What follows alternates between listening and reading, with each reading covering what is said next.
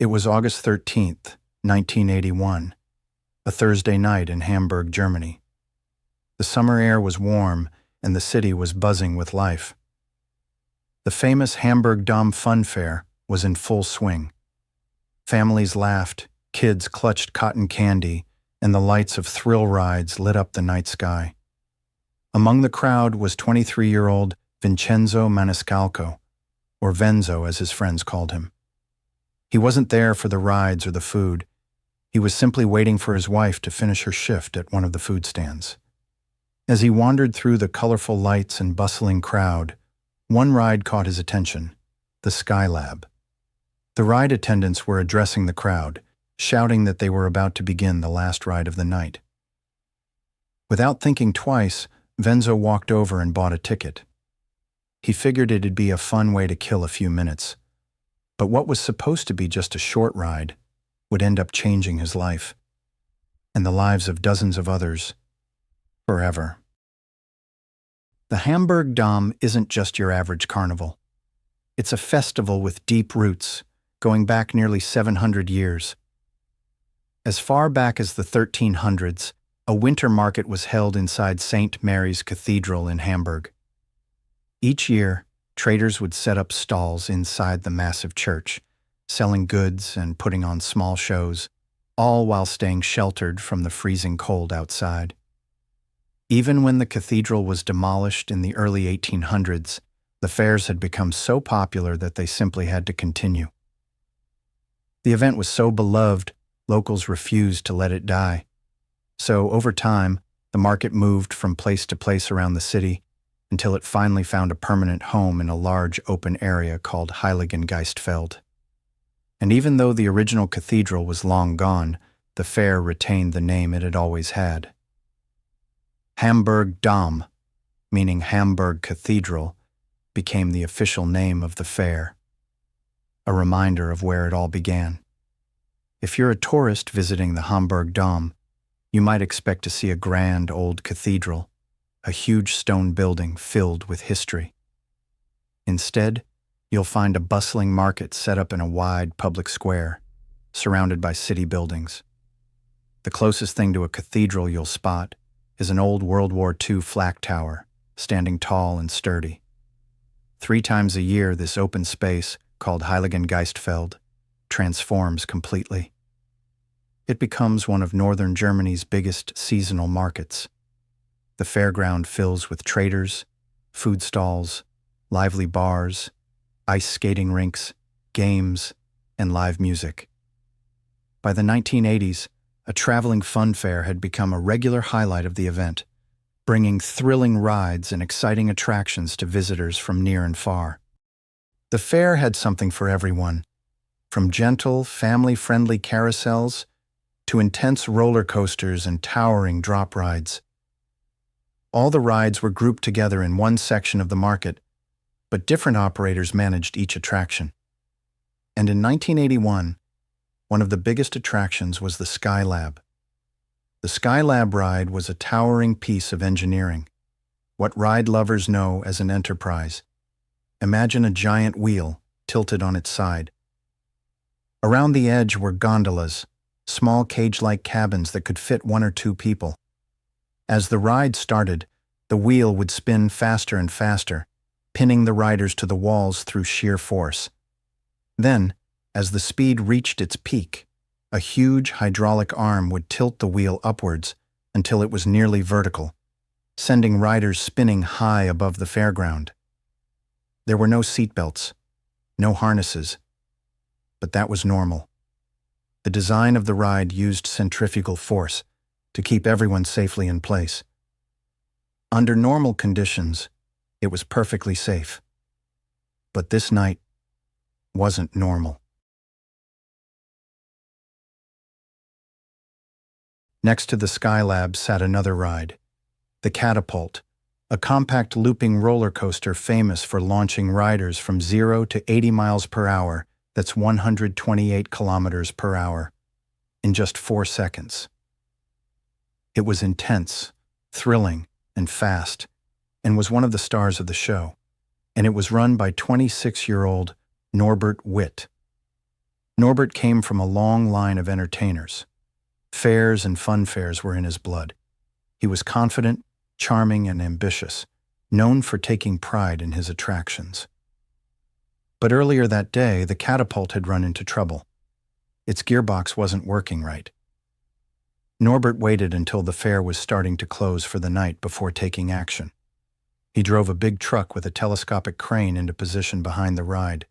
With help from his team, he extended the crane's long arm, lifted the faulty gearbox out of the catapult, and set it down carefully on the ground for repairs. After that, Norbert left the crane in place. He would need it again later to put the gearbox back. Since the fair was closing and no one thought it would cause any problems, he didn't bother to retract the crane's arm. It stayed fully extended, sticking up high, almost as tall as a 3-story building, and dangerously close to the Skylab.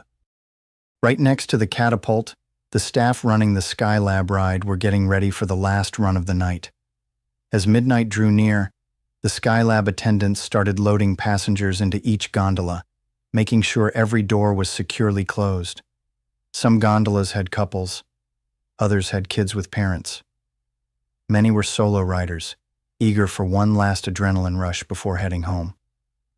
Once everyone was settled and the ride was full, the staff gave the signal and started the cycle. Nobody, not the riders, not even the operators, noticed the crane. At first, the ride went smoothly. The gondolas spun faster and faster, and the hydraulic arm began to lift the wheel higher and higher. No one noticed the danger lurking nearby. The long arm of Norbert's telescopic crane was sticking out, dangerously close to the Skylab's path. As the wheel rose, the gondolas swung closer and closer to the crane. Then, suddenly, the unthinkable happened. The gondolas slammed into the crane's arm with a terrible crash. The entire ride shook violently, the sounds of excitement quickly turning into screams of pain and fear. One by one, the gondolas smashed against the crane's arm, which tore through their lower sections like paper. In some cases, the impact alone caused terrible injuries to those inside. Even worse, the crane ripped open several gondolas, tearing away their floors. Riders were thrown out, falling hard onto the concrete below. The Skylab came to an emergency stop moments after the crash, but by then, the damage was done. The ground was littered with twisted wreckage and the bodies of those who had fallen from the ride. In total, the accident claimed the lives of 7 people. Another 16 were injured, some with serious wounds that would take months or even years to heal. Police quickly arrived on the scene and shut down the entire funfair. It was clear right away what had caused the disaster. The mobile crane left standing with its arms stretched out into the Skylab's path. Norbert Witt, the last person who had operated the crane, was arrested. He was questioned thoroughly and eventually charged, facing a trial for his role in the tragedy. Several survivors stepped forward to give testimony at the trial, and one of them was 23-year-old Vincenzo Maniscalco, who walked away from the disaster with only minor injuries. Vincenzo hadn't planned on riding the Skylab that night. He'd come to the Dome simply to pick up his wife, who was working at one of the concession stands. While waiting for her to finish, he wandered through the fair, browsing market stalls. Then, the Skylab staff shouted to the crowd that they were about to start the very last ride of the evening. On a whim, Venzo bought a ticket for 2.5 marks and climbed into a gondola. When the crash happened, Vincenzo's gondola was almost completely destroyed. The lower part was ripped away by the crane's arm, but Venzo managed to survive by holding tightly onto the bars on both sides and pulling his legs up close to his body. He later said that if he hadn't done that, he would have lost his legs in the accident. The whole experience was terrifying and deeply traumatizing for Vincenzo. But despite the pain and fear, he faced it again when he took the stand as a witness during the trial. His testimony turned out to be incredibly important. all because of one small but critical detail. Norbert Witt, the crane operator, tried to shift the blame. He pointed fingers at the Skylab ride operators, claiming the woman in charge had been drunk at the time of the accident. He insisted that he was the one who ran into the Skylab's control cabin and hit the emergency stop button to try and prevent disaster. But Norbert said this shouldn't have even been necessary. According to him, the accident happened after 1 a.m., and the Skylab was not allowed to run after 1 a.m. He claimed that the ride should have already been shut down. Norbert explained that the only reason he'd gone to fetch the crane in the first place was because the Skylab should have been closed for the night. He argued that the disaster was caused by the Skylab attendant's decision to reopen the ride for one final spin, after it was supposed to have stopped operating after 1 a.m. This is where Vincenzo's testimony mattered most. While waiting for the ride to start, Vincenzo had been nervous about keeping his wife waiting when she finished work, so he checked his watch and made a mental note of the time. When the ride finally began to move, the clock read 12:54 a.m.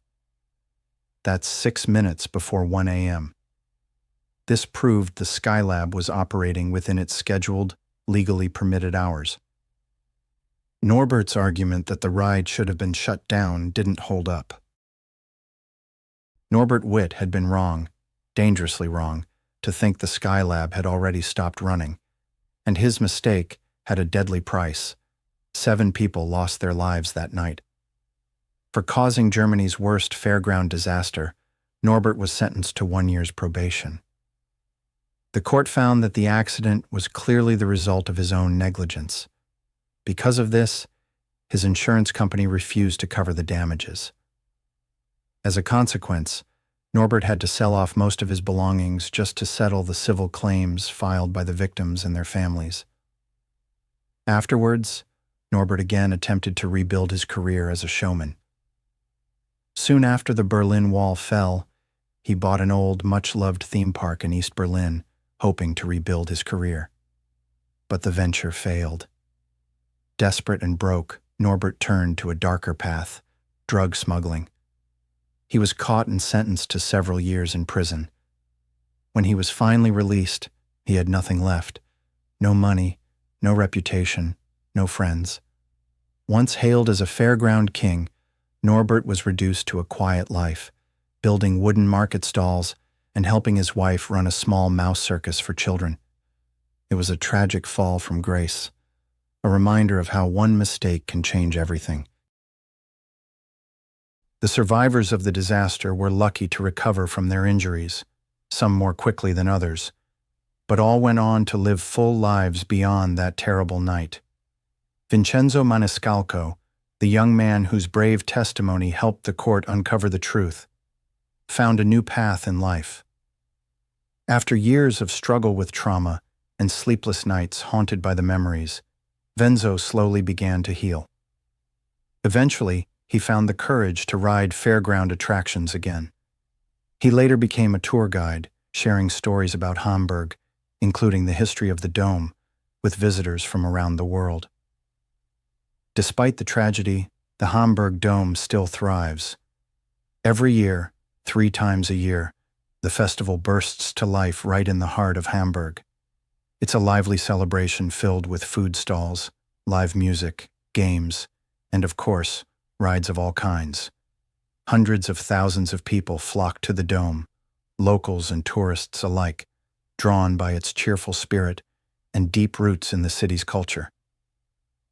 And while the Dome has a long and storied history stretching back centuries, it has never seen another disaster as grave or as devastating as the one that claimed 7 lives on that August night in 1981.